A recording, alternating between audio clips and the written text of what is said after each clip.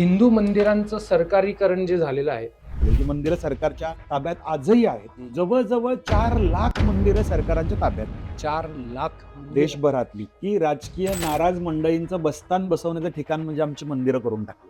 की आजपर्यंत देशामध्ये आपण जर पाहिलं तर अनेक हज कमिटी तयार झाल्या. किती हज कमिटीवरती तुम्ही अन्य धर्मीय बसवले, परंतु कुंभमेळ्याचा अध्यक्ष 1 वर्ष आझम खान होता. म्हणजे हिंदूंनी किती सेक्युलर व्हावं. महालक्ष्मी देवस्थान आहे. देवीला अभिषेक घालण्यासाठी बाजूला एक कुंड आहे पाण्याचा. 2000 सालापासून ते बुजवून टाकले. त्याच्यावरती अक्षरशः सार्वजनिक शौचालय बांधण्यात आले होते. समजा शेतावरचा बांध इकडे तिकडे झाला तर एकमेकांची डोकी फोडली जातात. बरोबर आहे. आणि देवस्थानांच्या शेकडो एकर, हजारो एकर जमिनी हडप केल्या जात आहेत. अमरावती शहरातलं त्या ठिकाणचं सोमेश्वर महादेव संस्था ज्याची प्राईम लोकेशनची 5 एकर जमीन तहसीलदाराने सकाळी ऑर्डर केली आणि संध्याकाळी ती विकण्याचा भाग झाला. 50 कोटी ज्याचं मार्केट व्हॅल्यू आहे, किंमत आहे, ती जमीन विकावी कितीला? मात्र 960 रुपयाला विकण्याची ऑर्डर. औरंगजेबाच्या कबरीला 6.5 लाख रुपये दिले जातात. दुसरीकडं सिंधुदुर्ग किल्ल्यावर छत्रपती शिवाजी महाराजांचं राजराजेश्वर मंदिर आहे, ते 500 रुपये करण्यात आले. महिन्याला करण्यात आलेले. फक्त म्हणजे पब मध्ये जाताना, दारू प्यायला जाताना, डान्सला जाताना तुम्हाला ड्रेस कोड लागतो. मंदिरात मात्र चालत नाही. मी गेल्या 2-4 महिन्यामध्ये जो काही प्रवास केला त्याच्यामध्ये माझा असा अनुभव आहे, फुल विक्रेत्यांची जी दुकान आहेत ती स्पेसिफिकली 90% कॅप्चर झालेली. अगदी बरोबर. 100 लोकांना जर सिद्धिविनायक मंदिराने पैसा मदत म्हणून दिलेला असेल तर त्यातले जवळजवळ 30 ते 40% लोक मुसलमान आहेत किंवा ख्रिश्चन आहेत त्याच्यामधले. आमचं स्पष्ट म्हणणं आहे की सेक्युलर जरी असलं सरकार किंवा व्यवस्था सेक्युलर असली, मंदिरात पैसा देणारे हिंदू आहे.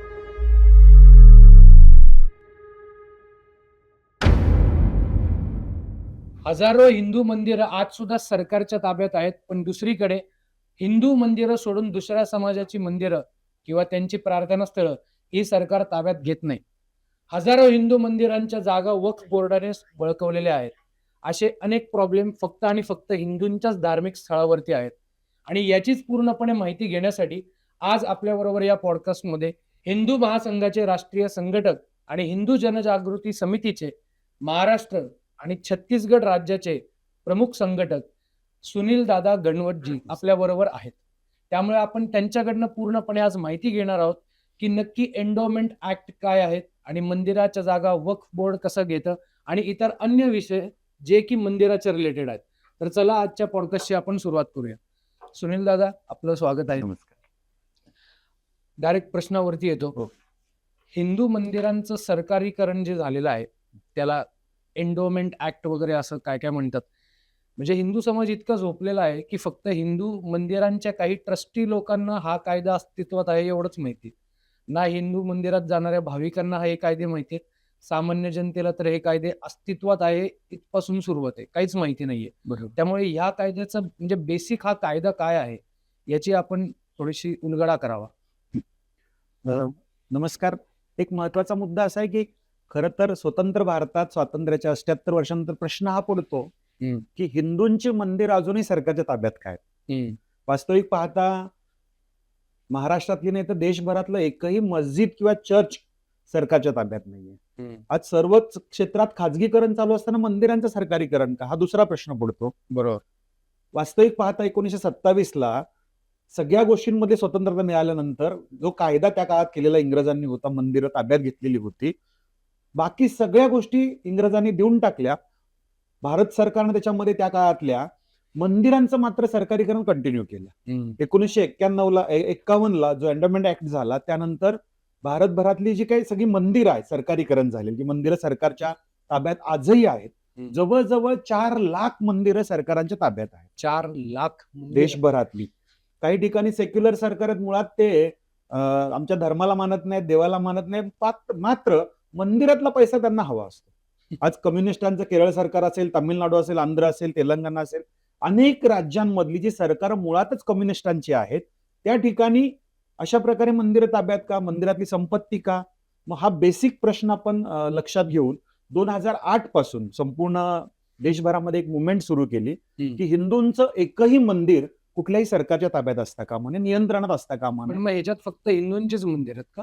100%. इतर धर्मियांची मंदिरं? इतर धर्मियांचे एकही मंदिर, औषधालाही उदाहरण नाहीये की जे सरकारच्या ताब्यात आहे. ना मदरसा आहे, ना मस्जिद आहे, ना चर्च आहे. मग केवळ हिंदूंचीच मंदिरं आहेत आणि म्हणून तर हा लढा आहे. आणि म्हणजे याच्यासाठी जो कायदा बनवलाय त्या कायद्यामध्ये पण फक्त हिंदूंचीच मंदिरं ताब्यात घ्या असाच कायदा आहे. एक्झॅक्टली, म्हणजे हिंदूंची मंदिरं ही सगळी जी नियंत्रणात सरकारच्या आहेत. जवळजवळ 51 पासून आजपर्यंत इंग्रजांनी स्वातंत्र्य आपल्याकडे दिलं, त्याच्यानंतर आजपर्यंत मंदिरं जी आहेत ती कंटिन्यू झाली. आत्ताच्या नंतरच्या सरकारनं सुद्धा स्वतःच्या ताब्यात ठेवलेली आहेत ते. त्याचं कारण असं आहे की पूर्वीच्या काळात राजे रजबडे मंदिरांना दान द्यायचे, संपत्ती द्यायचे, मंदिरांना जागा द्यायचे, त्याचं सगळं कारभार पाहायचे. परंतु नंतरच्या काळात मात्र मंदिराकडं संपत्ती लुटण्याचं म्हणून एक साधन पाहिलं गेलं. आज तुम्हाला उदाहरणांसाठी सांगतो की बालाजी मंदिरातली जवळजवळ 500 कोटी रुपये सरकार त्या ठिकाणचं सरकार चालवण्यासाठी हा अधिकार कोणी दिला? आज अनेक मंदिरांची ही उदाहरणं आहेत जी सरकारीकरण झालं. म्हणजे आमचा लढा सरकारीकरणाच्या विरोधातला काय की मुळात पुजारी असतील किंवा विश्वस्त असतील यांच्यातले वादविवाद याचं कारण समोर करायचं आणि त्यांचं आपापसातलं पटत नाही म्हणून या ठिकाणी सरकारनं मंदिरं ताब्यात घ्यायची. म्हणजे एखादं मंदिर, म्हणजे मी बरोबर सांगतो का सांगा, हम्म. एखादं मंदिर नॉर्मली त्या लोकांकडे जर असेल, ट्रस्टकडे असेल, बरोबर. पण समजा तिकडं मंदिर पुजारी किंवा विश्वस्त मंडळ यांच्यामध्ये जर वादविवाद झाला असं सरकारला वाटलं तर सरकार एक त्यांना नोटीस देणार आणि लगेच ते मंदिर स्वतःच्या ताब्यात घेणार. मग ते चालवण्यासाठी कोण? सरकारचे अधिकारी तिथे येणार प्रशासक नेमला आणि जातो. त्याच्यानंतर प्रशासक नेमला जातो आणि त्याच्यानंतर मंदिरामध्ये दान स्वरूपामध्ये जी संपत्ती वगैरे गोळा होते त्या संपत्तीला कंट्रोल करायचा पूर्ण अधिकार हा सरकारच्या सरकारला. ताब्यात जातो. बरोबर आहे? अगदी अगदी अगदी. म्हणजे एक उदाहरण सांगतो मी तुम्हाला की साधारणपणे पंढरपूरच्या मंदिराचं सरकारीकरण झालं. आज पंढरपूरच्या संदर्भात आम्ही 2015 पासून हिंदू जनजागृती समिती, वारकरी संप्रदाय, हिंदू विधिज्ञ परिषद सगळ्यांनी आंदोलन केलं याच्यामध्ये. 2015ला या मंदिराच्या बऱ्याच गोष्टी पुढे आल्या होत्या की मंदिरातल्या गोशाळेतल्या गायी कसायांना विकलेल्या होत्या. या मंदिराची 1250 एकर जमीन होती, पण ऑन रेकॉर्डच नव्हती. कुठं आहे, त्याचं उत्पन्न कोणाकडे जातंय, काय पैसा खर्च होतोय, मंदिराला एक पैसाही त्या कालावधीत येत नव्हता. हे आंदोलन केलं, संपूर्ण आपण जागृती केली. जवळजवळ 4 तहसील लेवलचे अधिकारी त्याच्यानंतर नेमले गेले आणि आज जवळजवळ 1200 एकर जमीन मंदिराच्या ऑन रेकॉर्ड आलेली आणि मंदिराला त्याचं उत्पन्न सुरू झालेलं आहे. वा. तर ही जी गोष्ट आहे याच्यामध्ये की कोणीतरी लक्ष देणं आवश्यक आहे. बरोबर. बरं, जो प्रश्न आपण विचारला या ठिकाणी की वादविवाद होतो आणि मग मंदिर सरकार ताब्यात घेतं. स्पष्टपणे या ठिकाणी जर आपण पाहिलं तर तामिळनाडू गव्हर्नमेंटचा तामिळनाडू गव्हर्नमेंट वर्सेस नटराज मंदिर त्या ठिकाणची केस हायकोर्टला चाललेली होती. 2014ला त्याचा निर्णय असा झाला की कुठलंही सेक्युलर सरकार मंदिरात कारभार चांगला नाहीये म्हणून कायमस्वरूपी मंदिर सरकार नियंत्रणात घेऊ शकत नाही. फार फार तर 90 दिवसांसाठी घेऊ शकतं. तिथला कारभार सुधारल्यानंतर परत भक्तांच्या ताब्यात दिलं पाहिजे. 2015ला ओडिशा गव्हर्नमेंट वर्सेस जगन्नाथपुरीचं मंदिर आहे, त्यांचा न्यायनिवाडा झाला. त्याही संदर्भात सरकारला असे स्पष्ट निर्देश आहेत, कुठलंही राज्य सरकार मंदिर ताब्यात घेऊ शकत नाही.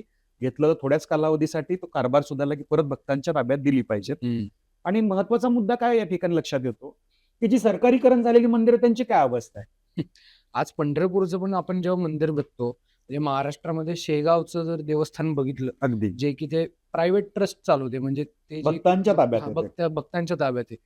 तर ते हे काय पद्धतीने मंदिर चालवत आहेत आणि पंढरपूरची मंदिराची जर कंपॅरिझन जर केलं तर आपल्याला समजतं की सरकारकडे गेलं म्हणजे काय एकदम व्यवस्थित झालं असं अजिबात अगदी होत नाही, नाही. अगदी नाही असं. आता हेच तुम्ही बघा की लालबागचा राजाचं हे असू दे किंवा दगडूशेठचं जेव्हा गणपतीचा आपला जो कार्यक्रम असतो, प्रायव्हेट लोकच सगळे म्हणजे भक्त लोक चालवतात आणि व्यवस्थितरित्या चालवतात. हा, तुम्ही म्हणलं ते बरोबर आहे की जर काही गडबड असेल तर सरकारने यावं, प्रॉब्लेम सॉल्व्ह करावा आणि निघून जावं.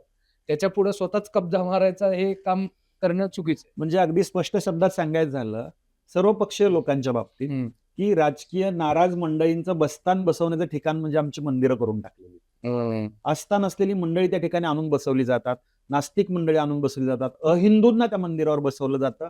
या गोष्टी आमचा सरळ प्रश्न आहे की आजपर्यंत देशामध्ये आपण जर पाहिलं तर अनेक हज कमिटी तयार झाल्या. किती हज कमिटीवरती तुम्ही अन्य धर्मीय बसवले? एक पण नाही. सरकारची कमिटी तर मग या ठिकाणी हज यात्रेचा अध्यक्ष हा मुसलमान सोडून दुसरा कोणी होऊ शकत नाही. परंतु हिंदूंच्या करोडो लोकांची आस्था असणारा कुंभमेळ्याचा अध्यक्ष 1 वर्ष आझम खान होता. म्हणजे हिंदूंनी किती सेक्युलर व्हावं. बरोबर. आणि मंदिरांच्या दृष्टीने जर पाहायचं झालं सरकारीकरणाचे दुष्परिणाम सर्वे जे तुम्हाला मी सांगतो, पंढरपूरच्या देवस्थानातल्या गायी कसायांना विकण्यात आल्या. पश्चिम महाराष्ट्र देवस्थान समिती अंतर्गत त्या ठिकाणी महालक्ष्मी देवस्थान येतं. त्या देवस्थानाचं त्या देवीला अभिषेक घालण्यासाठी बाजूला एक कुंड आहे पाण्याचा. साक्षात लोकांची तिथली श्रद्धा आहे की ते काशी कुंड होतं. 2000 सालापासून ते बुजवून टाकलं एका दुसरी घटना घडल्यानंतर. 2000 सालापासून 2000 सालापासून. आणि त्याच्यावरती अक्षरशः भक्तांच्या भावना पायदळी तुडवून सार्वजनिक शौचालय बांधण्यात आलेलं त्याच्यावरती. बापरे. या सगळ्या गोष्टी भक्तांना सहन झाल्या नाही. त्या ठिकाणी तोडून टाकलं सगळ्यांनी आणि त्याची खुदाई सुरू झाली. आता जवळजवळ 60 फूट बाय 60 फूट एवढं मोठं ते कुंड आहे. ते सगळ्यांसाठी आता खुलं केलं जाईल. मंदिर महासंघ, हिंदुत्वादी संघटनांचं यश आहे. परंतु मला सांगायचंय की भक्तांच्या भावना असणाऱ्या कुंडावरती सार्वजनिक शौचालय बांधण्याचा भाग असू द्या, पश्चिम महाराष्ट्र देवस्थान समितीच्या अंतर्गत आम्ही 2015ला मोठं आंदोलन केलं. 3067 मंदिर येतात या पश्चिम महाराष्ट्र देवस्थान समिती अंतर्गत. अच्छा. त्याच्यामध्ये महालक्ष्मी देवस्थान आहे, ज्योतिबा देवस्थान आहे, नरसोबावाडीचं देवस्थान आहे. आता काल परवाचा जो प्रकार ज्योतिबा देवस्थानाचा सुरू आहे, त्या ठिकाणी पुजाऱ्यांनी मारहाण केली म्हणून, गुरुव समाजाने मारहाण केली म्हणून एक चित्र मीडिया ट्रायल केली जाते. आता कोल्हापूरमध्ये कालच बघितलं मी, कोल्हापूरमध्ये आंदोलन चालू झालंय. आंदोलन चालू झाले. तर मला सांगायचा मुद्दा काय, की ठराविक गावकऱ्यांना हाताशी धरून किंवा त्या ठिकाणचे काही अल्पसंतुष्ट मंडळी असतात की त्यांना काहीतरी स्वतःचं साध्य करून घ्यायचं असतं, स्वार्थी मंडळी असतात. आता पुजाऱ्यांची चूक झाली असेल तर निश्चितपणे त्याच्यावरती कार्यवाही कायदेशीर पद्धतीने होऊ शकते. पण या सगळ्या गोष्टीची मीडिया ट्रायल करून काही मीडियाच्या माध्यमातून प्रसारित केलं जाते. त्या ठिकाणचे पुजारी किती चुकीच्या गोष्टी करतायत. मला प्रश्न आहे की मग आधीच्या झालेल्या सगळ्या गोष्टी सीसीटीव्ही फुटेज समोर का नाही आणत तुम्ही? त्याचं कारण मी तुम्हाला सांगतो की आज असं दाखवायचं की त्या ठिकाणचे पुजारी गोंधळ घालतायत, मारहाण करतायत, चुकीचं वागतायत, अयोग्य वर्तन करतायत, आणि तुम्हाला मी गॅरंटेड सांगतो की पुढच्या 6 महिन्यात ते मंदिर आम्ही ताब्यात का घेऊ नये कायमस्वरूपी सरकारच्या, हा डाव त्याच्या पाठीमागचा आहे. आणि हे जे सरकारीकरण झालेलं मंदिर आहे, आम्हाला माहितीच्या अधिकारात माहिती मिळाली, कधी 23,000 एकर जमीन आहे, कधी 16,000 एकर जमीन आहे. तुम्हाला सांगतो 16 त्या सगळ्या जमिनीपैकी 6 ते 7,000 एकर जमीन ऑन रेकॉर्ड नव्हती. आता प्रक्रिया सुरू झाल्या असं म्हणतात देवजाने याच्यामध्ये. पण 7,000 एकर जमीन एखाद्या देवस्थानची रेकॉर्डवर नसणं किंवा त्याचं उत्पन्न कुठे जाते याचा हिशोब नसणं, या धक्कादायक गोष्टीत. म्हणून आम्ही 2015ला देवी भक्तांना एकत्रित घेऊन एक दिवस देवीसाठी असं मोठं आंदोलन केलं आणि त्याची सीआयडी चौकशी लागली. दुर्दैवाने आजच्या पॉडकास्टच्या माध्यमातून मी सांगतो की 2015 नंतर पुढच्या 2-3 वर्षात सीआयडीने अहवाल तयार करून ठेवलेला आहे. दुर्दैवाने आजही विधिमंडळात तो सादर होत नाही. का तर काही धक्कादायक गोष्टी त्याच्यामधनं बाहेर येतील का, हा प्रश्न पडतोय का, असं आम्हाला या ठिकाणी म्हणायचंय. आज तुळजापूरच्या देवस्थानाचं उदाहरण सांगतो. छत्रपती शिवाजी महाराजांनी या देवस्थानाला हजारो एकर जमीन दान दिलेली.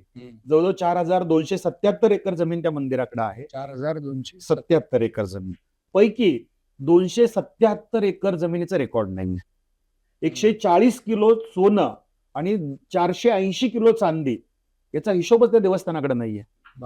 1991 ते 2009 या कालावधीतला, त्या काळातले तिथले जे जिल्हाधिकारी होते डॉक्टर प्रवीण गेडाम यांनी तिथला दानपेटीचा भ्रष्टाचार बाहेर काढला की कशा प्रकारे भ्रष्टाचार लिलाव पद्धतीने होत होता. मग ती लिलाव पद्धती थांबवण्यात आली. त्यानंतर रेग्युलर पद्धत सुरू झाली. आज त्या ठिकाणची परिस्थिती अशी आहे, आम्ही तिथल्या स्थानिक डिस्ट्रिक्ट कोर्टला लढाई केली या संदर्भात की या कालावधीत आलेले सगळे जिल्हाधिकारी याला जबाबदार असले पाहिजे. कारण जिल्हाधिकारी हा तिथला मंदिराचा व्यवस्थापन समितीचा अध्यक्ष आहे, प्रशासक आहे. परंतु हायकोर्टमध्ये आम्ही संभाजीनगरच्या गेलो, 9 लिलावदार, 5 तहसीलदार, 1 लेखाधिकारी आणि 1 धार्मिक अधिकारी अशा 16 अधिकाऱ्यांवरती, म्हणजे कर्मचाऱ्यांवर कारवाई केली. जर लाखो करोडो रुपयांचा भ्रष्टाचार त्या ठिकाणी झालाय, जवळजवळ 8,45,00,000 रुपयांचा भ्रष्टाचार आता उघड झालेला आहे. आमचं म्हणणं आहे की हे हिमनगाचं टोक आहे. प्रचंड प्रमाणात मोठा भ्रष्टाचार त्या ठिकाणी झालेला आहे. आम्ही हायकोर्टला ही केस जिंकलो, 16 लोकांवर कारवाई झाली. आम्ही सुप्रीम कोर्टला गेलोय आणि जोपर्यंत त्या सगळ्या जिल्हाधिकाऱ्यांवर कारवाई होत नाही तोपर्यंत आपला हा लढा चालू राहणार आहे. एक शेवटचं उदाहरण सांगतो, सिद्धिविनायक मंदिर.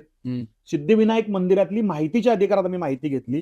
100 लोकांना जर सिद्धिविनायक मंदिराने दान दिलेला असेल, पैसा मदत म्हणून दिलेला असेल, तर त्यातले जवळजवळ 30 ते 40% लोक हे अन्य धर्मीय आहेत. मुसलमान आहेत किंवा ख्रिश्चन आहेत त्याच्यामधले. शेख इक्बाल 5 लाख रुपये, शेख अनीस 10 लाख रुपये, सगळी माझ्याकडे लिस्ट आहे त्याच्यामधली. जे काय मंदिर त्यांना पैसे येतात.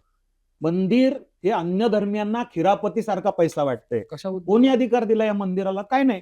तुमच्या घरी कोणी दुर्धर आजारी आहे तर सिद्धिविनायक मंदिर मदत करतं त्या ठिकाणी. आज आमच्या अनेक हिंदू भाविक भक्तांना सुद्धा माहिती नाहीये की सिद्धिविनायक मंदिर असं मदत करतंय.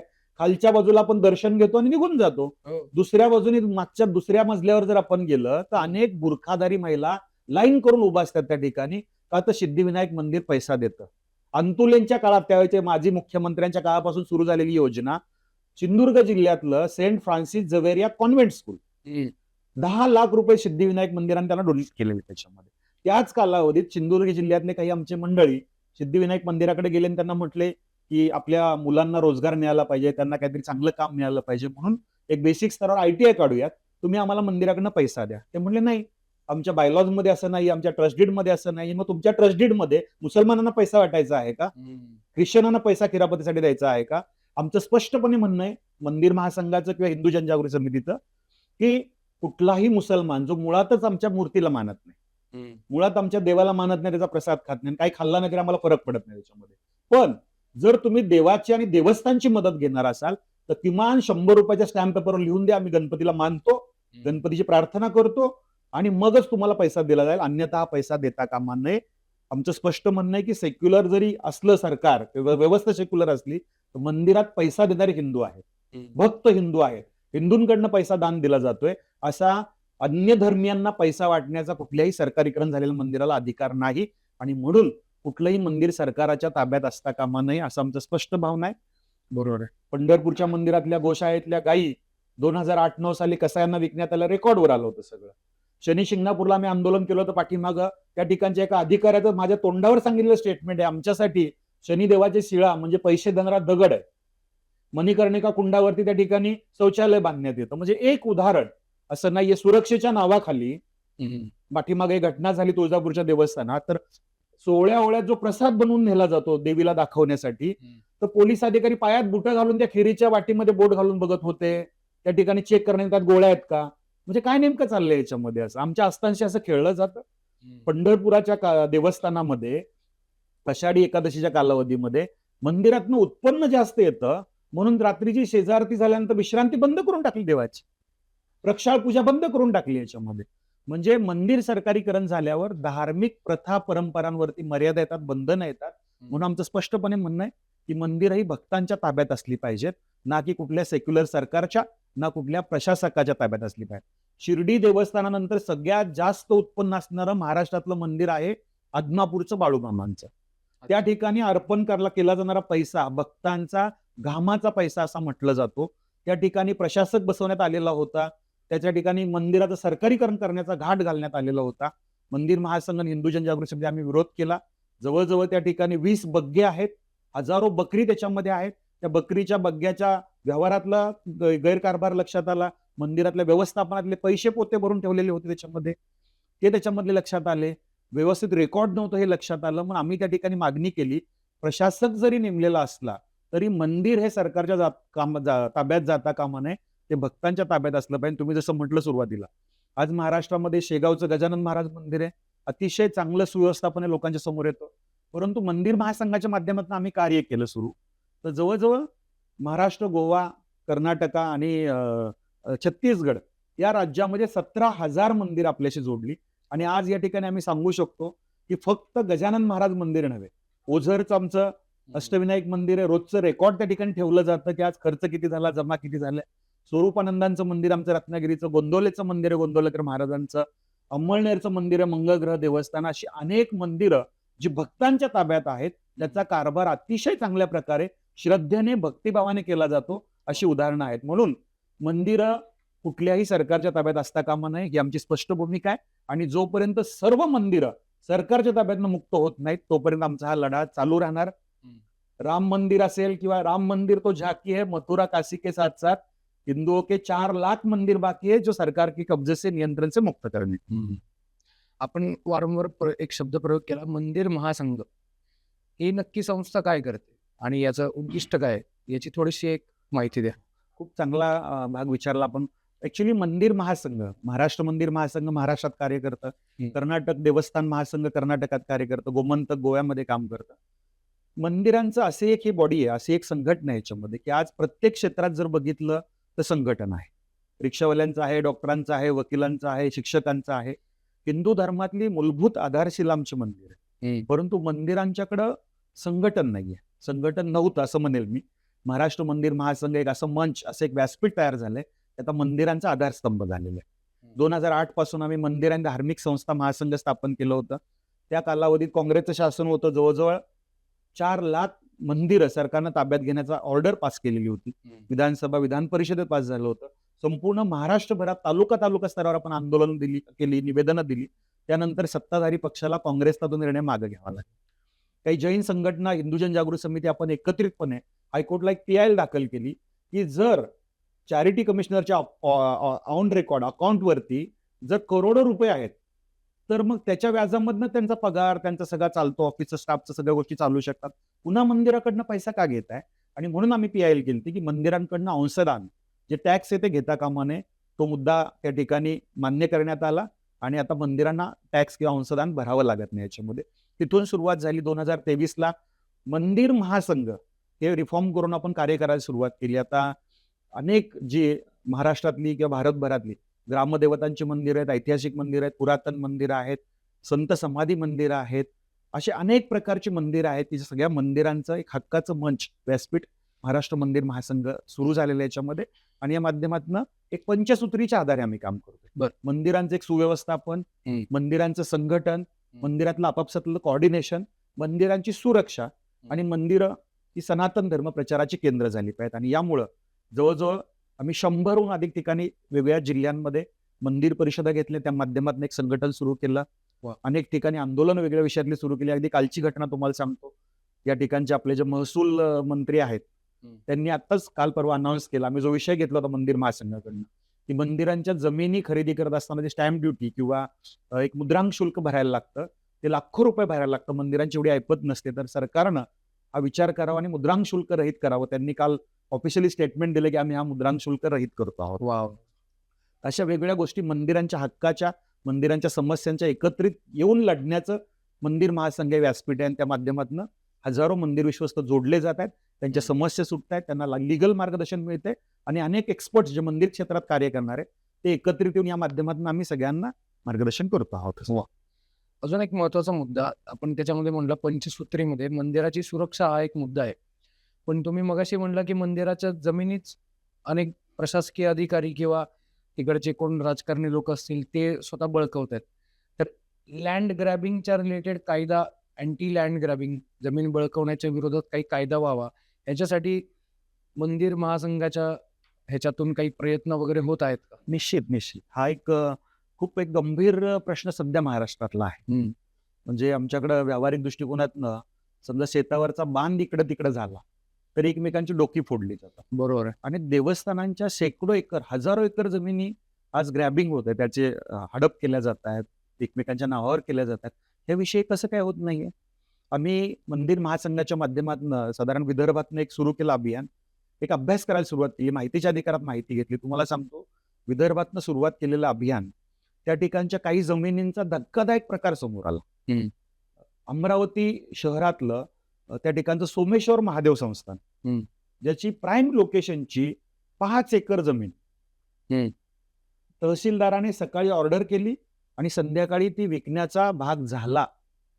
वास्तविक पाहता एका दिवसात ऑर्डर निघते आणि हे होतं. वास्तविक पाहता देवस्थानांच्या ज्या जमिनी आहेत, देवस्थानांच्या नावावर असलेल्या जमिनी आहेत, त्या जमिनी कुठल्याही व्यक्तीच्या नावावर हस्तांतरित करता येत नाहीत, विकता येत नाहीत, अतिक्रमण करता येत नाही, अवैध कब्जा करता येत नाही. असा कायदा असताना सुद्धा एका दिवसात ऑर्डर होते आणि ती विकली जाते. धक्कादायक गोष्ट तुम्हाला मी सांगतो की 50 कोटी ज्याचं मार्केट व्हॅल्यू आहे, किंमत आहे, ती जमीन विकावी कितीला? मात्र 960 रुपयाला विकण्याची ऑर्डर काढली. 960 फक्त 960 रुपये, 50 कोटीची अशा प्रकारची ऑर्डर काढण्यात येते एका दिवसात. ना अपिलात जाण्याची संधी असते, ना कोणाला तिथे ऑब्जेक्शन घेण्याची संधी असते. एवढी त्या ठिकाणची मगरुरी का आहे, एवढा मुजोरपणा काय त्याच्यामध्ये? विजय लोखंडे नावाचा तहसीलदार, अशा अधिकाऱ्यांना तर खरं तर भर चौकात फाशी दिली पाहिजे. देवस्थानांची जमीन जर छत्रपतींच्या काळात हे झालं असतं तर कडेलोट केला असता त्याचा. देवस्थानांची जमीन असं कशी काय लाटली जाते? त्याला कोणी वाली नाहीये का? आणि म्हणून महाराष्ट्र मंदिर महासंघ पुढे आला.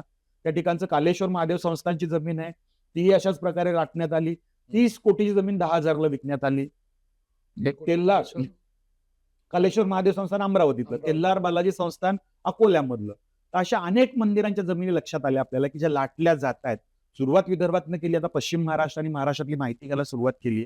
पण मला असं वाटतं की आता ह्या राजकीय मंडळींचा, काही महसूल विभागातले अधिकारी, काही तलाठी, काही तहसीलदार, अशा मंडळींनी, काही बिल्डर लॉबी आणि काही ठिकाणी त्या मंदिरातले ज्यांचा स्वार्थीपणे त्या मंदिराच्या जागेवर डोळा आहे, असे विश्वस्त, अशांनी संगनमत करून ह्या गोष्टी करायला सुरुवात केल्या. आणि दुर्दैवाची गोष्ट, लिगल पद्धतीने करायला सुरुवात केली. आणि दुसरं दुर्दैवाचा भाग तुम्हाला सांगतो की महाराष्ट्रामध्ये सध्याचा असलेला कायदा ह्या जे ग्रॅबर आहेत, लँड ग्रॅबर, त्यांच्यावरती कारवाई करण्यासाठी सक्षम नाही. आणि म्हणून आम्ही मागणी केली आहे की गुजरातमध्ये जर अशा प्रकारे कोणी लँड ग्रॅबिंग केलं मंदिरांच्या, तर त्या ठिकाणी 14 वर्षाचा कारावास आहे आणि जवळजवळ त्या मंदिराच्या विकलेल्या जमिनीचं जेवढं मूल्य आहे तेवढी पेनल्टी त्यांना आहे. हो. कर्नाटक राज्यामध्ये सुद्धा जवळजवळ 3 लाखाचा दंड आहे.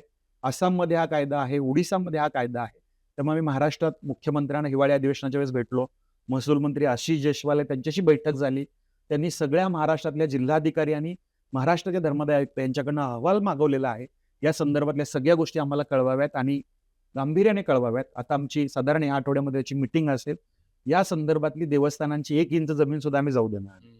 देवाची जमीन आहे, मंदिरांची जमीन आहे. अशा प्रकारे कोणीही लुटता कामा नये, हडप करता कामा नये. दुसरं एक उदाहरण सांगतो याच्यामधलं, की जसं हे आहे मंदिरांच्या जमिनी लँड ग्रॅबिंग केल्या जात आहे. ह्या आम्ही आंदोलन सुरू केल्यानंतर जवळजवळ 1500 एकर जमीन आम्ही वाचवली मंदिर महासंघाच्या माध्यमातून. देवस्थानाला आवाज परत उठवणं नेलं. खूप गरजेचं आहे. आवाज उठवणं गरजेचं आहे आणि अगदी पूर्ण महाराष्ट्रातल्या अनेक मंदिर विश्वस्तांनी एकत्र येऊन हा केलेला भाग आहे. म्हणजे मंदिर विश्वस्तच आता स्वतःचा मंदिराचा विचार करता करता पूर्ण अनेक मंदिरांचा विचार करून त्या ठिकाणी पुढे यायला लागलेले. बरोबर. दुसरं एक उदाहरण कोकणातलं किंवा रत्नागिरी जिल्ह्यातलं सांगतो. कोकणामध्ये साधारण मंदिराच्या परिसरामध्ये देवराई किंवा देवराहाटीच्या जमिनी असतात. एक मंदिराची पूजा अर्चा व्यवस्था पाहण्यासाठी तिथल्या पुजाऱ्यांना ह्या जमिनी दिलेल्या असतात. तुम्ही त्यातनं येणार उत्पन्न तुमच्यासाठी वापरा. देवाची पूजा अर्चा ह्या सगळ्या गोष्टी करण्यासाठी तुमचा उदरनिर्वाह चालवण्यासाठी हे करा. तुम्हाला सांगतो याच्यामध्ये की या प्रकारे मंदिरांच्या जमिनींच्या सातबाऱ्यामध्ये परस्पर कोणालाही बदल करता येत नाही. 1966चा ऍक्ट आहे. किमान नोटीस पाठवली पाहिजे, चर्चा केली पाहिजे, बोललं पाहिजे. या कायद्याचा कुठल्याही प्रकारचा विचार न करता 2018ला म्हणजे रत्नागिरीच्याच आम्हाला जिल्हाधिकाऱ्यांनी आमच्या कार्यकर्त्यांना सांगितल्याप्रमाणे रत्नागिरी जिल्ह्यामध्ये 7,000 हेक्टर जमीन देवस्थानांच्या आहेत. बरं. देवराईच्या 7,000 हेक्टर पैकी 500 हेक्टर जमिनीवरती 2018ला काही महसूल अधिकारी प्रशासनातल्या अधिकाऱ्यांनी मुख्य वहिवाटदार म्हणून मंदिरांची ज्यांची मालकी असते ते नाव सातबाऱ्यावर परस्पर बदललं आणि महाराष्ट्र शासन हे नाव टाकलं आणि इतर वहिवाटदारांमध्ये मंदिराचं नाव ठेवलं. म्हणजे 500 हेक्टर जमिनीवरती हे 2018ला बदल करण्यात आले. ना कुठली नोटीस पाठवली, ना कुठली सूचना दिली, ना कुठली बैठक घेतली. ही काय मनमानी चालली काय प्रशासकीय अधिकाऱ्यांची काय मोगलाई लागून गेली? तुम्हाला वाटेल तसं तुम्ही करणार याच्यामध्ये. मंदिर विश्वस्तांना आपण एकत्र केलंय, संघटित केलंय. ही मागणी करतोय की ह्या सगळ्या सातबाऱ्यावरचं नाव महाराष्ट्र शासनाचं वगळून ते नाव मंदिराचं लागलं पाहिजे. कारण मंदिरांच्या जमिनी अशा प्रकारे कोणी बळगावू शकत नाही किंवा त्याच्यावरती ताबा लावू शकत नाही. तर या प्रकारे वेगळ्या प्रकारचं ग्रँड लॅबिंग म्हणजे ग्रॅबिंग होतंय. त्या संदर्भातला हा लढा आपला चालू आहे. त्याला चांगल्या प्रकारे मंदिर विश्वस्त आणि प्रशासनाचे आम्हाला जे मंत्रालयीन स्तरावरचे अधिकारी आहेत, ते मंत्री महोदय आहेत, त्यांनी या विषयाकडे गांभीर्याने पाहायला सुरुवात केली आहे. आणि माननीय मुख्यमंत्र्यांनी सुद्धा आम्हाला देवेंद्रजींनी म्हणजे आश्वासन दिलंय. हा विषय खूप गंभीर आहे. सरकार याबाबत गंभीरपणे पाहत आहे आणि या संदर्भातला कायदा पण महाराष्ट्रात करण्यासाठी आम्ही प्रयत्न करू. बरोबर. आता आपण जो मुद्दा म्हणला लँड ग्रॅबिंगच्या रिलेटेड, हे तर ठीक आहे, म्हणजे त्याच्या रिलेटेड कायदा वगैरे आहे. पण मला एक वेगळाच प्रश्न पडतो. आता मागच्या महिन्यामध्ये मी दिल्लीला गेलो होतो. ताजमहल आणि कुतुब मिनार वगैरे तो सगळं मुद्दा म्हणून बघायला गेलो होतो आणि तिकडची व्यवस्थापन बघायला गेलो होतो. ASIच्या अंतर्गत, पुरातत्व विभागाच्या अंतर्गत ते आहे. इतकं अप्रतिम पुरातत्व विभागाने तिथं काम केलेलं आहे, म्हणजे यू विल नॉट बिलीव्ह. आणि पैसे पण घेतात चांगले. म्हणजे जे पण तिथं टुरिस्ट येतात 100-200 वगैरे तिकीट आहे. आणि त्या ताजमहलचा जो मेन जो गाभा आहे ना, तिथं जर जायचं असेल तर 500 रुपये एंट्री तिकीट आहे. आणि ते लॉन्स वगैरे तर असं मेंटेन केलं जसं काय अंबानीचं प्रायव्हेट घर मेंटेन केलं असेल, इतकं सगळं चकाचक आहे. आणि हीच परिस्थिती जेव्हा आपण महाराष्ट्रामधल्या एखाद्या पुरातत्व विभागाच्या अंतर्गत असणारं मंदिर किंवा किल्ल्याची परिस्थिती बघतो, इतकं म्हणजे असं सगळं विरान सगळं असतं, सगळं उद्ध्वस्त झालेलं सगळं दिसतं. म्हणजे आपण म्हणतोय एकीकडे की पुरातत्व विभागाकडे आहे तर ते मेंटेन झालं पाहिजे आणि परिस्थिती ग्राउंड लेवलला एकदम वेगळी आहे. अजिबात काहीच मेंटेन होत नाही. या बाबतीमध्ये आपला अनुभव काय? कारण की मंदिरांची स्थिती जी या विभागाकडे आहे, त्याचा आपला काही अभ्यास या विषयामध्ये आहे का? खूप महत्वाचा विषय आहे. कारण साधारणपणे 100 वर्ष ज्या मंदिराला, ज्या मॉन्युमेंटला किंवा तुमच्या स्मारकाला पूर्ण होतात, ते केंद्र पुरातत्व विभाग किंवा राज्य पुरातत्व विभाग ताब्यात घेतो. महाराष्ट्रातली अशी अनेक मंदिर आम्ही पाहिली की जी केंद्रीय पुरातत्व विभागाच्या किंवा राज्य पुरातत्व खात्याच्या ताब्यात आहे. आमचं स्पष्ट म्हणणं असं आहे की केंद्रीय, अगदी मी स्पष्टपणे आरोप करतो, केंद्रीय पुरातत्व विभाग असेल किंवा राज्य पुरातत्व विभाग असेल, यांच्या बाबतीत सांगायचं झालं त्यांचे काम करण्याची पद्धत असते. यांच्यासाठी चांगल्या स्मारक किंवा चांगल्या गोष्टींमध्ये 2च गोष्टी येतात. एक तो ताजमहल येतो, नाही तर महाराष्ट्रातल्या औरंग्याची कबर येते. त्याचा मेंटेनन्स करणं, त्याचं संवर्धन करणं, त्याच्याकडे चांगल्या प्रकारे पाहणं, एवढं करणं म्हणजे त्यांना त्यांचं काम वाटतं. माझ्याकडे म्हणजे अनेक औरंगजेबाची कबर ही पुरातत्व विभागाकडे आहे आणि त्याचा मेंटेनन्सचा खर्च ASI देते. अगदी अगदी अगदी म्हणजे महाराष्ट्रातली औरंग्याची कबर जी आहे त्या कबरीला वर्षाला केंद्रीय पुरातत्व खातं 6.5 लाख रुपये खर्च करते मेंटेनन्स 6.5 लाख म्हणजे 50-60 हजार रुपये महिना. महिन्याला. हे कशासाठी? ज्या औरंगजेबाने आमच्या छत्रपती संभाजी महाराजांची हत्या केली, हिंदवी स्वराज्याचा शत्रू होता, त्या व्यक्तीची कबर आणि तिचं संवर्धन वास्तविक पाहता ती कधीच काढून टाकायला पाहिजे होती. संबंध काय? इतिहास आम्हाला म्हणे सगळ्यांना कळला पाहिजे. कसला इतिहास कळताय आणि मेंटेन करायची आणि मेंटेन करायची काय गरज आहे याच्यामध्ये? वास्तविकरित्या इस्लामिक धर्मामध्ये आता तुम्ही सौदी अरेबिया किंवा कतार वगैरे मध्ये जर गेले, कबरची व्याख्या काय? जमिनीच्या खाली गाडल्या आणि त्याच्यावरती काही स्ट्रक्चर नसतं. एकदम बरोबर. म्हणजे कुठं पक्क बांधकाम करायला त्यांना अलाउड नाहीये. पण हे इथं असं बघितलं तर कोणत्या तरी पवित्र माणसाचं तिथं स्थान आहे असं ते बनवलं. नाही नाही, मुळात इस्लामनुसार त्यांच्याकडे दर्गा किंवा कबरीला मान्यता आहे का? हाच मान्यता प्रश्न आहे. त्यांनी हो. त्याचाच अभ्यास करावा. कुराणचे तरी नियम पाळतो का आपण? बरोबर. मला सांगायचं आहे की महाराष्ट्रातली अनेक मंदिर आहेत. त्या मंदिरांमध्ये जसं उदाहरण सांगायचं झालं तर एलिफंटा केव्स, घारापुरी लेणी मुंबईच्या जवळ आहे. या ठिकाणी आमचा अनुभव सांगतो, विदारक अनुभव. आम्ही त्या ठिकाणी एक आंदोलन जाऊन केलं, मागणी केली त्या ठिकाणी की या ठिकाणी दर्शनाला येणारे भाविक जे आहेत, भक्त जे आहेत, त्यांनी अगदी चप्पल घालून त्या पिंडीपर्यंत आलं तरी चालतं. बरं. पण तुम्ही फुल नाही व्हायचं. तुम्ही त्या ठिकाणी अभिषेक नाही करायचा. का? तर म्हणे केंद्रीय पुरातत्व खात्याचे जे नियम आहेत ते नियम त्या ठिकाणी मोडतात. अच्छा. जोगेश्वरीची गुफा आहे त्याही ठिकाणी तोच भाग पाहायला मिळतो. महाराष्ट्रातलं उदाहरण सांगतो की जे मंदिर लेण्याद्रीचं आहे, अष्टविनायकाचं मंदिर आहे, खाली जाताना एंट्रन्सला प्रत्येकाकडनं 25 रुपये घेतले जातात आणि विदेशी नागरिकाकडनं जवळजवळ 250 रुपये घेतले जातात. आम्ही विचारलं कशासाठी घेता? नाही म्हटले हे लेण्या पाहायला लोक येतात केंद्रीय पुरातत्व खात्याच्या अंतर्गत. मग म्हटलं वर गेल्यावर आम्ही अभ्यास केला, लेण्या ज्या आहेत त्या म्हटलं लेण्या तर वेगळ्या आहेत, साईडला आहेत, त्याला दुसरा दरवाजा काढून तुम्ही दुसऱ्या ठिकाणी काउंटर टाकून बसू शकता. कारण लाखो भक्त गणपतीचं दर्शन घ्यायला येतात, ना की लेण्या पाहायला येतात.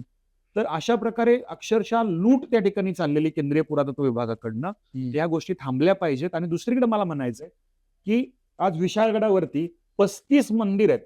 वाघजाई मातेचं मंदिर आहे, अमृतेश्वर मंदिर आहे. या मंदिराकडं राज्य पुरातत्व खात्याचं अक्षरशः दुर्लक्ष आहे.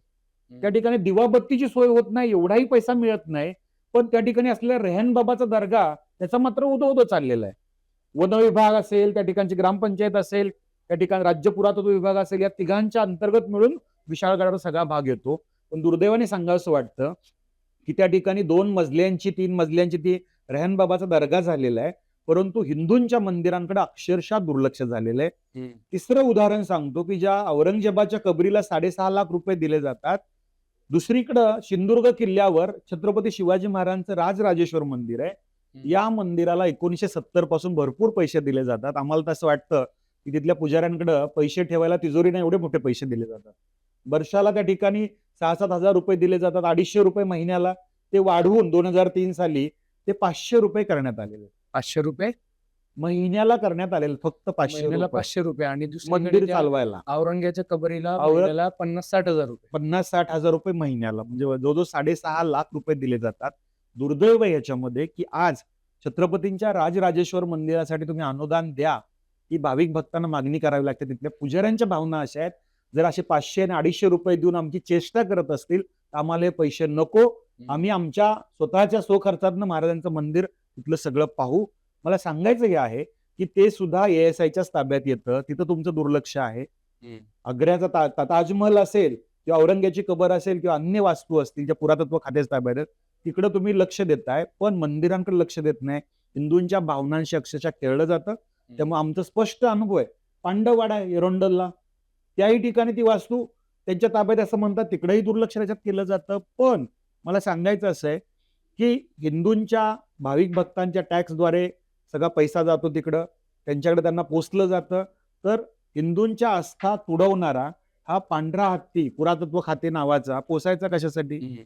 त्यांच्या कामाची एकच पद्धत आहे सर्वेची की ना आम्ही काम करणार ना तुम्हाला काम करू देणार.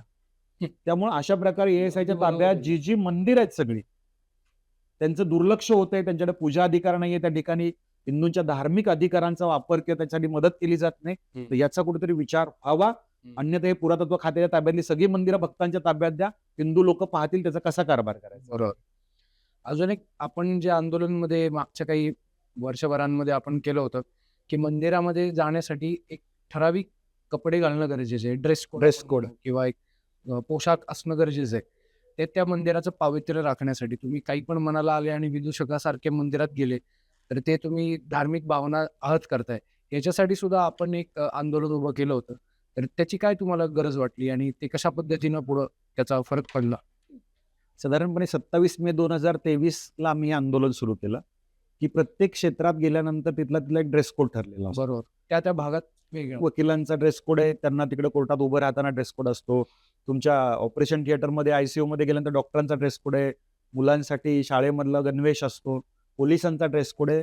मग मंदिरं ही हिंदूंची एक पवित्र जागा असताना, त्या ठिकाणी ऊर्जास्थान असताना, त्या ठिकाणी नियम का पाळायला नकोत? या अभियानाची आम्ही सुरुवात केली, की मंदिराचं पावित्र्य राखण्यासाठी, त्या ठिकाणचं मांगल्य राखण्यासाठी मंदिरात जाताना तोकडे, त्याचबरोबर अंग प्रदर्शन करणारे, उत्तेजक, 17 ठिकाणी फाटलेल्या जीन्स अशा गोष्टी घालून जाऊ नये, यातनं मंदिराचं पावित्र्य भंग होतं. आणि हे अभियान सुरू केल्यानंतर भाविक भक्तांकडनं आणि मंदिरांकडनं उत्स्फूर्तपणे प्रतिसाद आला. सुरुवातीला काही बोटावर मोजणे इतक्या लोकांनी विरोध केला, की कशासाठी? मग आमचं अभिव्यक्ती स्वातंत्र्य, व्यक्ती स्वातंत्र्य तुडवलं जातंय, आमच्या भावनांचा विचार केला जात नाही. आम्ही स्पष्टपणे सांगितलं, की ज्यावेळेस तुम्ही समाजात जाता, त्यावेळेस तुमचं व्यक्ती स्वातंत्र्य तुमच्या घरामध्ये. ज्या प्रिमायसेसमध्ये जाता, त्या ठिकाणचे नियम पाळले गेले पाहिजे. आज तुम्हाला उदाहरण सांगतो, विराट कोहलीचं मुंबईमधलं एक 5 स्टार हॉटेल त्या ठिकाणचं. त्या हॉटेलमध्ये दक्षिणेमधला एक व्यक्ती आला आणि त्याने लुंगी आणि त्याचा झब्बा वगैरे घातलेला होता.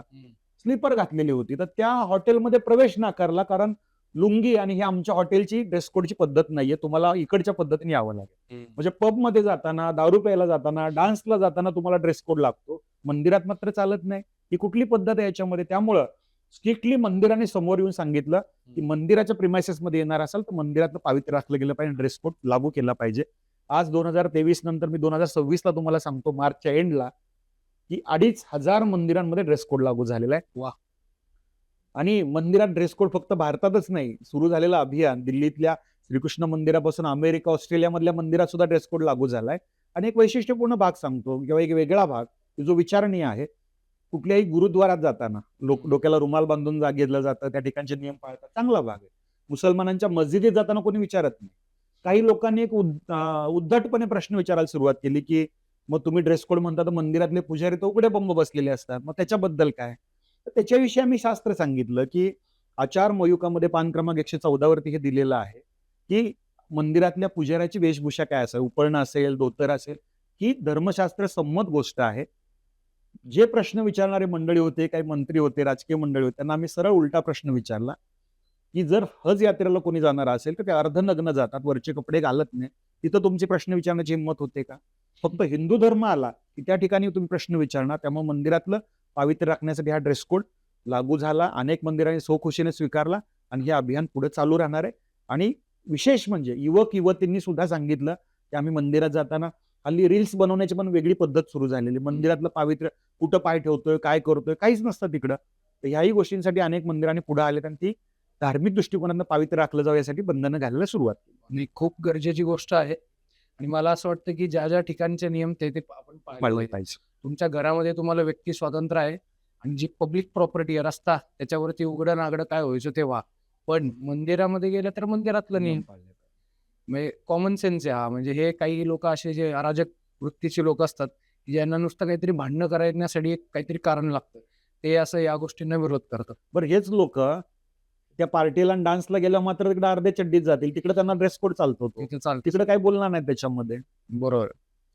आता याच्या व्यतिरिक्त अजून एक महत्त्वाचा मुद्दा, मंदिराचा विषय आला तर, आता गेल्या महिन्यामध्ये मढी देवस्थान जे आहे, कानिफनाथ महाराजांचं देवस्थान, तर तिथं एक वेगळ्या पद्धतीचं एक तिकडच्या ग्रामपंचायतीच्या माध्यमातून एक आंदोलन म्हणा ठराव किंवा मी म्हणेन क्रांती अक्षरशः त्या लोकांनी केली.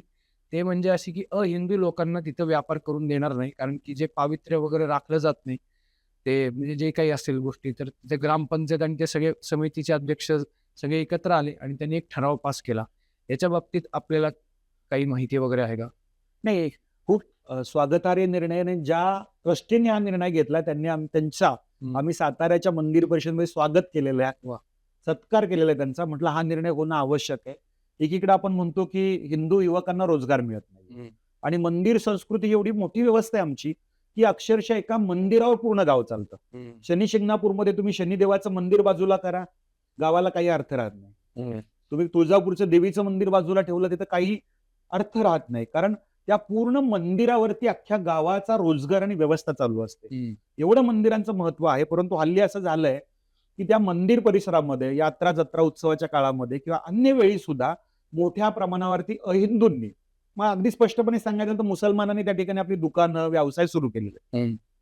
आमच्याकडे एक संविधानाप्रमाणे जर बघितलं तर कुठल्या ठिकाणी कोणी व्यवसाय करावा ह्याला काही बंधनं मर्यादा नाहीत, कुठेही करू शकतात. पण तुम्ही मंदिर परिसरामध्ये येता तर मंदिरातले नियम पाळले पाहिजे. मला सांगा, तुम्ही जर मंदिरातल्या मूर्तींनाच मानत नाही तर अशा मूर्ती न मानणाऱ्या लोकांकडनं आमच्या मंदिराला भवितव्यात धोका असू शकतो, कारण ते मूर्तीपूजक नाहीयेत. बरोबर. बरं, तुम्ही तुमच्या रोजच्या व्यवहारानुसार बघितलं तर तुम्ही मांस खाता, गोमांस खाता. जी गोमाता आमच्यासाठी पवित्र आहे तिचं मांस खाऊन येऊन मंदिरात प्रवेश केला, आमच्यासाठी ते मंदिर अपवित्र होतं. मांस जरी खाल्लं तरी आमच्यासाठी अपवित्र होतं. आणि ही बंधनं तुम्ही काही टाळू शकत नाही. तुमचं रोजच्या व्यवहारात तुम्ही दिवसातनं 4 वेळा मटण खाता. तर अशा प्रकारे जर करणार असाल किंवा या देशात राहून त्या देवाला मानत नाहीत, मूर्तीला मानत नाहीत, आमच्या आस्थेला मानत नाहीत, अशा प्रकारे काय करण्याची आवश्यकता आहे की तुम्ही मंदिरातून व्यवसाय करणार? हिंदूंच्या मंदिरातला व्यवसाय हा हिंदूंसाठीच असला पाहिजे. या प्रकारचं आवाहन आपण मंदिर महासंघाकडनं केलेलं आहे. तुम्हाला सांगतो, अनेक मंदिरांनी याचं स्वागत केलेलं आहे. मडीच्या देवस्थानाच्या ट्रस्टींनी घेतलेला जो निर्णय आहे की महिना दीड महिना चालणाऱ्या यात्रा जत्रा उत्सव काळामध्ये त्या ठिकाणी अहिंदूंनी दुकानं लावता कामा नये. आता थोडंसं जर आपण पार्श्वभूमीचा भाग पाहिला, इतिहासाचा भाग पाहिला, तर मागच्या अनेक वर्षातला त्या अहिंदू लोकांचा अनुभव त्यांना असा होता की महिलांची छेडछाड करायचे. बरं, आमच्या नाथांच्या मंदिरात कुठल्याही ठिकाणी मांसाहार अजिबात चालत नाही. त्या ठिकाणी तुम्ही मांसाहारी लोक येऊन विकायला बसले, मंदिरात आले तर कसं चालेल त्या ठिकाणी? त्याचबरोबर त्या ठिकाणच्या नियमांचं पालन करत नव्हते. त्यामुळे मागच्या वर्षी मडीच्या देवस्थानाचे जे मरकड आहेत त्यांनी निर्णय घेतला, ठराव घेतला ग्रामपंचायतीचा.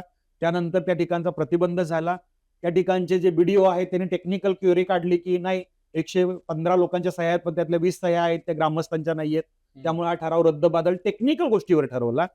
त्यांनी सुद्धा पुन्हा 300 लोकांचा ठराव केला स्थानिक, आणि तो निर्णय पुढे कॅरी फॉरवर्ड केला. या वर्षी सुद्धा मडीच्या देवस्थानातल्या त्या परिसरातल्या ग्रामस्थांनी ग्रामपंचायतीने ठराव केला, आता सुद्धा अहिंदूंना आमच्या मंदिर परिसरात विक्री करण्याचा आम्ही प्रवेश देणार नाही. हा निर्णय स्वागतार्ह आहे, भवितव्यात विचार करणार आहे. कारण जे सेक्युलरवादी आहेत, जे डाव्या विचारांचे आहेत, जे सगळे सर्वधर्म समभावाचे विचार करणारे आहेत, त्यांना मला विचारायचं आहे की मुंबईच्या हाजी अली दर्ग्याच्या दरवाजा समोर हिंदूंना किती दुकानं लावून देणार आहे तुम्ही? तुमच्या मस्जिदींमध्ये परिसरात जर बघितलं तर सगळी दुकानं जी असतात ती तुमच्याच लोकांची असतात. एकही हिंदूंचं दुकान त्या ठिकाणी नसतं किंवा अन्य धर्मियांचं नसतं. तुम्हाला चालत नाही तर बाकी लोकांनी का चालवून घ्यायचं याच्यामध्ये? स्पष्टपणे मला असं वाटतं की भारतामध्ये प्रत्येक राज्यामध्ये योगी पॅटर्न राबवला गेला पाहिजे. ज्याप्रमाणे त्यांनी कावड यात्रेच्या वेळेस अहिंदूंना त्या ठिकाणी दुकानं लावायला प्रतिबंध केला होता, कुंभमेळ्यात अहिंदूंना दुकानं लावायला प्रतिबंध केला होता. माननीय मंत्री महोदय नितेशजी राणेंनी सुद्धा सांगितलं की 2027 जो कुंभमेळा येणार आहे अहिंदूंना प्रवेश त्या ठिकाणी असता कामा नये किंवा दुकानं असता कामा नये त्यांची. हा निर्णय स्वागतार्ह आहे. बऱ्याच ठिकाणी फसवून या सगळ्या गोष्टी केल्या जातात. दुकानांना नाव हिंदू आस्थेचं असतं, QR कोड आपण बघितला किंवा नंतर माहिती घेतली तर त्या ठिकाणी अहिंदू असतात. फसवून जर करत असतील तर निश्चितपणे त्यांना थांबवलंच पाहिजे. आणि हा प्रत्येक मंदिरांनी हा निर्णय घेतला पाहिजे, अशी महाराष्ट्र मंदिर महासंघ आणि सर्व हिंदुत्वादी संघटनांची भूमिका आहे. ते उदाहरण तुम्हाला सांगतो, शेगावचं गजानन महाराज मंदिर परिसरामध्ये बघा किती अहिंदूंची दुकानं आहेत. माहूरगडवरती कुंकांपासून ते बाकी साहित्य विकणारे दुकानं त्यांची आहेत. महाकालेश्वर मंदिर आहे नाशिक मधलं, पुण्यातलं मोरया गोसावी मंदिर परिसर पहा चतुर्थीच्या कालावधीत. अशी कारंज्याचं दत्त भगवान मंदिर आहे. छत्रपती संभाजीनगरची जे शेगाव गजानन महाराज मूर्ती मंदिर आहे त्या ठिकाणी त्याच्या समोरचे विक्रेते पहा. बरं, ह्यात एक विकृती असते त्यांची. म्हणजे आपण अनेक ठिकाणी पाहिलं की थूक जिहाद नावाचा प्रकार सुरू करतात. म्हणजे मनातच जर विकृती असेल, ठीक आहे, हिंदू कधी कधी मोठ्या मनाने विचार करतात नाही सगळ्यांना दिलं पाहिजे, पण त्याचं पालन तर करता का तुम्ही? थूक जिहाद म्हणजे फुलांना थूक लावायची, ते फुलं तो हार आम्ही आमच्या देवांना घालायचा, हलालचा प्रसाद तुम्ही देणार त्या ठिकाणी. फक्त मी याच्यामध्ये म्हणतो, आता आपण जे म्हणताय फुलाच्या माध्यमातून जिहाद पसरवायचा, मी गेल्या 2-4 महिन्यामध्ये जो काही प्रवास केला त्याच्यामध्ये माझा असा अनुभव आहे की फुल विक्रेत्यांची जी दुकान आहेत ती स्पेसिफिकली 90% कॅप्चर झालेली. अगदी बरोबर. एक वेळ बाकीचं दुकानं होणार नाहीत लगेच, म्हणजे जो प्रसाद वगैरे असतो ते वाटलंच तर नाही होणार, ते हिंदूंचे असतील. पण फुलाची स्पेसिफिक सगळीच्या सगळी दुकानं हे सगळे लोक कॅप्चर करत चालले आहेत. आणि आपण जे म्हणते तेच त्याच्यामध्ये लॉजिक असणार आहे की तुमच्या मूर्त्या जरी तुमच्या असल्या तरी त्याच्यावरती आमचं ते जसं ते ठोक लावलेला रोटी बनवताना थुकतात आणि खायला घालतात का त्यांना असं सांगितलं येतं की तुमचा धर्म वाढवण्यासाठी तुम्ही थुंका म्हणजे तुमचा धर्म स्प्रेड होईल. मग ते आता तुमच्या मंदिरातल्या मूर्त्यांवरती पण यांनी थुंकी लावलेली फुलं जर गेली तर यांचा धर्म पसरेल अशी यांची वृत्ती असणार आहे. त्याच्यामुळेच आपण म्हणतात तसं सगळीकडे फुलाची दुकानं कॅप्चर होत आहेत. अगदी अगदी. आणि एक एक व्यवसाय करून त्यांनी काबीज करायला सुरुवात केली. विशेष करून मी भाविक भक्तांना आणि हिंदूंना आवाहन करेल की ज्या फुलांचा आपण अगदी पावित्र्याचा विचार करतो आणि देवाला मूर्तीला हार घालतो पावित्र्याच्या भावनेने, त्याच फुलांना थूक लावून जर हार घातला तर देव पावणार आहे का तुम्हाला? त्यामुळं तुम्हीच विचार करा की आपण कोणाकडनं फुलं घ्यायची. आपला व्यवसाय हा एच टू एच आणि हिंदू टू हिंदू असणं आवश्यक आहे आणि या दृष्टिकोनातून विचार केला पाहिजे. त्यामुळं मंदिर महासंघाच्या अनेक अभियानामधलं हे पण अभियान आहे की हिंदू मंदिरांच्या परिसरात दुकानं असतील, व्यवसाय असतील किंवा बाकी सगळा जो भाग आहे तो हिंदू टू हिंदू असाच झाला पाहिजे आणि यासाठी आम्ही प्रयत्न करतो. मला याच्यामध्ये अजून एक डाऊट आहे. तुम्ही माहिती सांगा त्याच्या बाबतीत. मंदिराच्या जवळ येण्याचं साधन आहे दुकानगिरी करणं. बरोबर. मंदिराच्या जवळ आले, तुम्ही दुकान टाकलं. त्याच्यानंतर त्या मंदिराच्या व्यवस्थापनेमध्ये काय-काय फॉल्ट्स आहेत, तिथं कोणाला घूस टाकली, की काय-काय होऊ शकतं. त्या सगळ्या नियोजनामध्ये यांची लोकं घुसणार आणि त्याच्यानंतर मंदिर देवस्थानाच्या जर काही जमिनी असतील, तिथं काहीतरी थडगं बांधून किंवा काहीतरी करून वक्फ बोर्डाच्या नावाने घेण्याचं षडयंत्र या लोकांचं आहे का? याच्या बाबतीत तुम्ही काही उलगडा, तुम्हाला काही ऑब्झर्वेशन? नाही 100% मुळात मला म्हणायचं की जे स्वतःला सेक्युलरवादी समजतात हां. किंवा अगदी मानवतावादाच्या दृष्टीने पुढे येतात त्यांना मला प्रश्न विचारायचा आहे. समजा हिंदू मंदिरांच्या परिसरात ह्या अहिंदूंना प्रवेश दिला आणि त्यांना त्या ठिकाणी जर दुकानं टाकायला दिली, उद्या भवितव्यात जर त्या मूर्तीच्या बाबतीत एखादी घटना झाली त्याची जबाबदारी तुम्ही घेणार आहात? त्याची जबाबदारी तुम्ही घेणार नाही. त्या ठिकाणी मात्र एखाद्या मूर्तीचं मूर्तीभंजन झालं तर आमचे पोलीस आणि प्रशासन सगळ्यात पुढे असतात की तो जो मुसलमान आहे तो माथेफिरू ठरवला जातो. मला प्रश्न असा पडतो की प्रत्येक वेगवेगळ्या ठिकाणी ज्या घटना झाल्या आजपर्यंत, मी तुम्हाला सांगतो 100 मधल्या 99 घटनांमध्ये पोलिसांनीच त्या मुसलमानाला माथेफिरू ठरवून टाकले जो त्या ठिकाणचा मूर्तीभंजक आहे. आणि या घटनांमधनं पुढे झाले. आमचा पुढे जाऊन प्रश्न आहे, जर तुम्ही त्याला माथेफिरू ठरवताना पुढचे वर्षभर त्याला मेंटल हॉस्पिटलमध्ये ठेवा आणि त्या हिंदू मंदिराला आणि हिंदूंना त्याचा रिपोर्ट करा, याचं काय प्रोग्रेस आहे? खरं तो मेंटल हेल्थ अजून ठीक झालाय की नाही झालाय याच्यामध्ये? फक्त नावापुरतं कारवाई टाळण्यासाठी आणि बाजी मारून नेण्यासाठी किंवा तात्काळ घटनेमधनं लोकांचं दुर्लक्ष करण्यासाठी अशा गोष्टी केल्या जातात. हे अतिशय चुकीचे आहे. आणि दुसरा, मंदिर परिसरात रेकी केली जाते, मंदिराची सुरक्षा धोक्यात येते.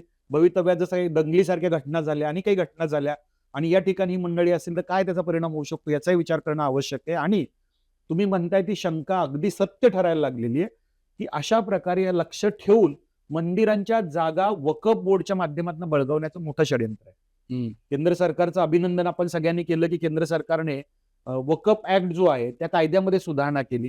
सरकारच्या ज्या ज्या जमिनी वक्फने ताब्यात घेतल्या होत्या त्या सगळ्या पुन्हा मंदिरा त्यांच्या सरकारच्या ताब्यात द्यायला त्यांना आदेश दिले याच्यामध्ये. पण आज किती उदाहरणं मी तुम्हाला सांगू.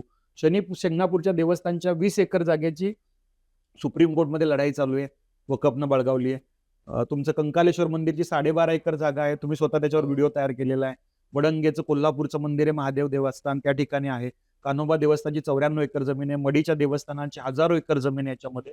हे आपल्याकडे आलेल्या गोष्टी आहेत. अशा अनेक ठिकाणी मंदिरांच्या जागा वक्फ बोर्डनं दावा लावला त्यांच्याच ताब्यात आहेत.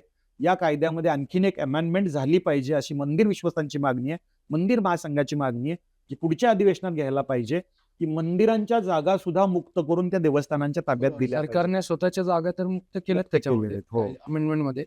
प्रायव्हेट प्रॉपर्टी आणि मंदिरांच्या जागांच्या बाबतीमध्ये त्यांनी त्याच्यामध्ये प्रोव्हिजन टाकलेलं नाही. त्यामुळे नक्कीच या रिलेटेड आपण जर आंदोलन करत राहिलो आणि समाजाला जर जागरूक करत राहिलो आणि म्हणूनच आपण जे हिंदू जनजागृती ज्या नावाने आपण सगळं जो संघर्ष करत आहात, नक्कीच याला यश मिळेल अशी मी आशा, म्हणजे नक्की विश्वास आहे, हा माझा दृढ विश्वास आहे.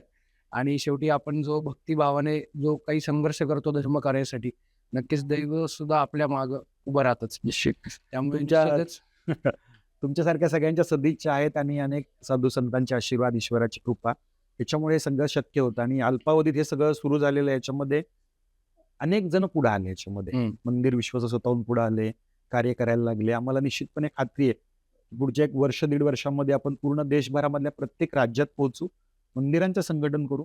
मंदिर सरकारीकरण मुक्तीचा शंखनाद आपण केलेला आहे. मंदिर मुक्त झाल्यानंतरच हा लढा थांबेल.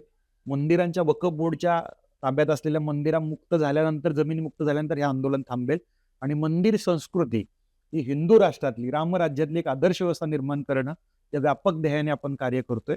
कारण मंदिर संस्कृती रक्षा हे अभियान जे आपण चालवलंय, तर या माध्यमातून हिंदू राष्ट्रातली, रामराज्यातली आदर्श व्यवस्था जी हिंदू भाविक भक्तांना धर्मशिक्षण देण्याचे केंद्र आहेत, याही दृष्टीने प्रयत्न चाललाय आपला. त्यामुळे प्रत्येक मंदिर तिथं ग्रंथालय, प्रत्येक उपक्रम, उत्सव त्याचं सामूहिक आराधनेमध्ये त्याचं रूपांतरण करणं, सामूहिक एकत्रीकरणामध्ये त्याचं रूपांतरण करणं, हा भाग आपला सुरू आहे आणि या पद्धतीने आपण पुढे जातो आहोत.